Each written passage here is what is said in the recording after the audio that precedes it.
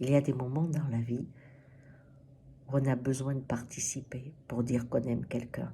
Et aujourd'hui, on vous organise tout. Alors quand vous tombez sur une maman qui est très puissante, eh bien vous risquez de vous retrouver dans la situation d'Honoré. Honoré avait une mère avec qui il ne pouvait jamais rien donner. Elle organisait tout, elle faisait tout. C'était la sainte, elle faisait tout pour lui, bien entendu. Et donc, il apprend un jour qu'elle est décédée. Elle lui avait même pas dit qu'elle avait un cancer foudroyant. Il appelait, elle mentait. Et comme il habitait assez loin, il se retrouvait là, devant cette situation horrible. Donc il prend l'avion, il arrive et puis il se dit, ah ben je vais lui faire vraiment quelque chose qu'elle aime, mon dernier acte d'amour. Et là il apprend qu'elle a tout organisé, tout, mais tout. Le faire part pour les inviter, pour dire à la famille le jour où elle doit être enterrée, pas de veillée, des fleurs que des orchidées ou rien. Tout est prévu. Et donc il se sent enfoncé dans son chagrin, avec aucune possibilité de donner, de faire quelque chose encore pour elle qu'il aimait profondément.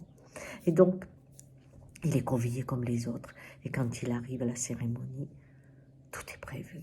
Tout ressemble à sa mère. Même quand il est autour du cercueil, comme un parmi tant d'autres, elle a regardé dans cette belle robe très très bien maquillée. On dirait qu'elle dort. Sa souffrance est effacée. Les petits fours, la musique d'ambiance, et puis le DVD qu'elle fait, à son éloge, bien sûr. Il y a qu'elle, en mère dévouée. Il apparaît comme un trophée dans les images qu'elle a sélectionnées.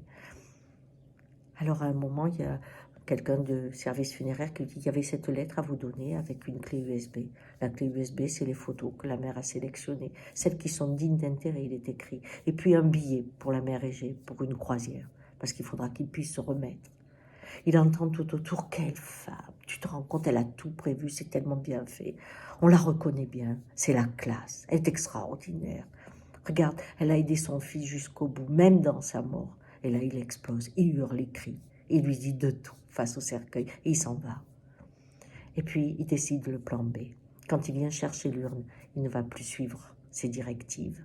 Parce que ça, elle lui a laissé la responsabilité. Alors il la prend et puis il va à Saint-Chély-d'Apcher, un petit village dans la montagne Cévenol, là où il allait, à l'époque où il était petit, où il riait encore, où il acceptait qu'elle soit puissante.